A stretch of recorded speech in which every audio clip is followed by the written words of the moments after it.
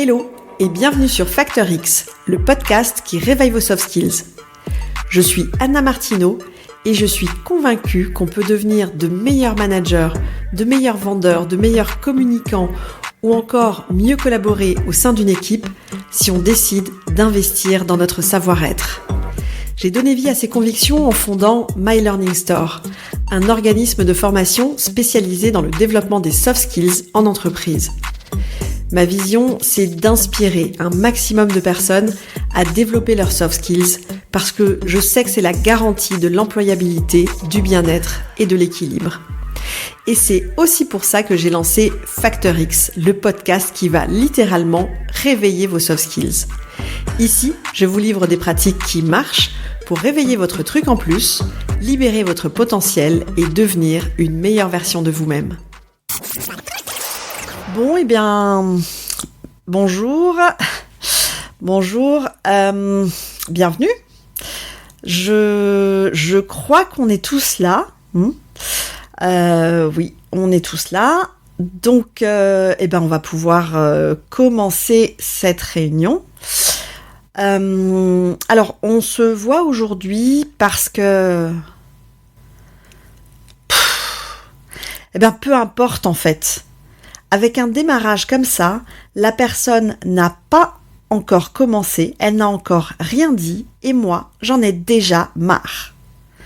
Soyez honnête. Combien de fois vous assistez à des réunions qui commencent comme ça ? Je parle de réunions et ça peut être aussi des formations, remarquez. Malheureusement, c'est encore comme ça que beaucoup de formateurs démarrent leur journée. Et si je pousse le bouchon et que je vous demande encore d'être parfaitement honnête, combien de fois vous-même vous démarrez vos réunions comme ça ? Gardez la réponse pour vous évidemment, mais allez, si vous deviez me répondre, vous me diriez certainement que la plupart du temps, vos premiers mots sont assez dans cet esprit, j'en suis sûre. Sauf que, ça ne marche pas. En tout cas, ça ne marche pas si vous voulez qu'on vous écoute. On le sait, la première impression est décisive parce que les personnes qui vous écoutent ont vite fait de se faire une opinion sur vous en tant qu'orateur. Ça leur donne le ton de la suite et c'est à ce moment-là, je vous assure, qu'ils décident s'ils vont vraiment vous écouter ou alors s'ils vont faire autre chose. Et ce autre chose, ça peut même être de penser à leur liste de courses. Si, je vous assure, ça m'est déjà arrivé quelques fois de faire ma liste au lieu d'écouter une réunion ennuyeuse. Et comme je suis sûre qu'en réalité, vous avez vraiment envie que les autres vous écoutent, attentivement évidemment, quand vous prenez la parole en réunion, j'ai prévu un épisode 2 en 1, on peut dire, aujourd'hui. Déjà, je vous ai concocté, et ça suit tout de suite, ma liste de 6 accroches simples et efficaces pour capter l'attention et marquer les esprits en réunion. Et en plus, à la toute fin de l'épisode, j'ai un cadeau spécial pour vous qui vous attend. Alors c'est parti et surtout, allez jusqu'au bout de l'épisode pour découvrir mon cadeau. Vous l'avez compris, je pense, bonjour, bienvenue à la réunion. Ce n'est pas un bon démarrage de réunion. Les premiers mots que vous prononcez, c'est ce qu'on appelle dans notre jargon de formateur l'accroche. Les premiers mots donc sont, au même titre que votre allure générale, un facteur décisif de la réussite de votre intervention. Ils doivent frapper les esprits et introduire le sujet. Avec une accroche adaptée, vous surprenez les personnes qui vous écoutent, vous captez leur attention dès les premières secondes. Tout n'est pas joué, mais on peut dire qu'une grande partie du travail est faite. Vous êtes sur les rails pour la suite de ce que vous avez à dire. Si vous voulez avoir un public suspendu à vos lèvres, d'entrée de jeu, vous devez susciter l'envie. Pour ça, il y a différentes manières d'accrocher votre public dès le démarrage. La première, peut-être la plus simple pour vous lancer si vous ne l'avez jamais fait, c'est de poser une question liée évidemment au sujet de votre intervention. La semaine prochaine, j'anime chez un de mes clients une conférence sur l'optimisme. Si je choisis de poser une question pour mon accroche, ça pourrait être par exemple « Saviez-vous que sur 57 pays évalués, la France se classe seulement à la 45e position du classement mondial du niveau d'optimisme en l'avenir ?» Ou alors « Avez-vous déjà entendu parler du classement mondial du niveau d'optimisme en l'avenir ?» Ce genre de questions, c'est ce qui va aider à capter l'attention des personnes qui vous écoutent. Donc, testez des choses comme « Savez-vous que ?» Avez-vous déjà entendu parler de ? Est-ce qu'il vous est déjà arrivé de ? Ou encore, comment expliquer que ? Qui a déjà vécu cette expérience ? Une autre accroche que j'aime beaucoup, c'est l'anecdote. Les gens adorent les histoires. Alors si vous voulez l'utiliser, il faut bien entendu que cette anecdote, cette histoire soit liée au sujet dont vous allez parler ensuite. Vous allez trouver un moyen de lier cette anecdote à votre thématique pour introduire justement la thématique. Un autre point important, c'est que votre anecdote, votre histoire, eh bien, elle doit être vraie. Ça paraît évident, mais je le précise quand même. Quand j'anime des formations à la prise de parole en public, il arrive que certains participants me disent qu'ils n'ont rien à raconter. Eh bien, c'est pas vrai. On a tous des choses à raconter, surtout quand il s'agit de sujets qui nous concernent. Si vous intervenez en réunion par rapport à un projet précis que vous êtes en train de mener, ou alors pour motiver vos équipes à l'utilisation, je sais pas moi, d'un nouveau logiciel, ou encore pour annoncer les objectifs de l'année, eh bien, ces sujets, ça fait partie de votre quotidien. Vous avez donc forcément des tas de choses à raconter dessus. Si je reprends l'exemple de ma conférence sur l'optimisme de la semaine prochaine, et que je voulais commencer par une anecdote, ça pourrait être quelque chose comme « J'ai commencé à être optimiste le jour où j'ai remarqué que j'étais moins stressée quand je voyais la vie en rose. » Donc, vous pouvez utiliser des démarrages comme « J'ai commencé à faire ceci parce que cela » ou encore « La semaine dernière, j'ai reçu un mail étrange d'une personne qui me disait que… » ou « Je me souviens de ma pire erreur quand j'ai commencé à… » La dernière fois que je suis venue ici, j'ai remarqué que…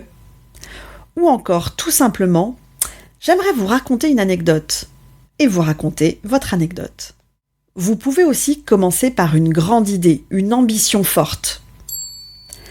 S'il y a une seule chose que j'ai envie de réussir aujourd'hui, c'est de vous convaincre de tout faire pour être plus optimiste au quotidien. Vous pouvez aussi tourner ça en négatif, ça dépend de l'impact que vous avez envie de donner. Ça peut être il y a une chose dont j'ai horreur et pourtant je vois ça tous les jours. Ce sont les personnes qui voient des problèmes partout. L'accroche que j'utilise le plus souvent, c'est certainement des chiffres ou des statistiques. Pour ma conférence sur l'optimisme, je dirais peut-être quelque chose comme 45e. Sur 57 pays évalués, la France se place seulement en 45e position du classement mondial du niveau d'optimisme dans le monde. Vous avez remarqué que entre les premiers mots 45e et la suite de ma phrase, j'ai marqué une pause. Cette pause, eh bien, elle est essentielle pour capter l'attention du public. C'est ce qui va faire que les personnes vont arrêter, par exemple, de papoter entre elles, comme elles le font toujours avant un démarrage de réunion. Elles vont arrêter de regarder leurs mails sur leur smartphone. Avec cette pause, vous captez l'attention. Elles vont vous regarder et elles seront prêtes à vous écouter attentivement, si ce n'est pas religieusement. Les chiffres ou les statistiques que vous allez utiliser doivent être bien sûr suffisamment surprenants ou saisissants pour éveiller l'intérêt des personnes qui vous écoutent. Ils n'auront plus qu'une seule envie, en savoir plus. Une astuce qui fonctionne bien aussi pour surprendre, ça peut être une annonce choc. Dites-leur ce que vous allez leur raconter et faites-leur comprendre à quel point c'est exceptionnel. Les gens n'auront plus qu'une seule envie, en savoir plus. Je résiste pas ici de vous parler du fameux pitch d'Anthony Bourbon dans la dernière saison de Qui veut être mon associé. Ceux qui regardent savent évidemment de quoi je parle. C'est magique de simplicité et de puissance. Je m'appelle Fabio, j'ai 21 ans, j'ai la dalle, je vais tout exploser et je serai le numéro 1. Simple, efficace. Pour ceux qui ne connaissent pas, et aussi évidemment pour le plaisir des autres, je vous mets le lien de la vidéo dans les commentaires ici. Je vous assure, ça vaut le coup de s'en inspirer. Une dernière accroche que j'aime bien aussi, c'est le sondage. Ça vous permet d'impliquer les personnes dès le démarrage. Vous pouvez leur demander de répondre à votre question à main levée. Ensuite, vous évaluez les proportions de chaque réponse et vous faites un feedback. Et voilà, ni vu ni connu, vous introduisez votre sujet. La semaine prochaine, pour ma conférence sur l'optimisme, je pourrais peut-être demander aux participants, sur une échelle de 0 à 10 du niveau d'optimisme, qui est au-dessus de 7 aujourd'hui. Les personnes lèvent la main, je commente les réponses et j'introduis ma conférence.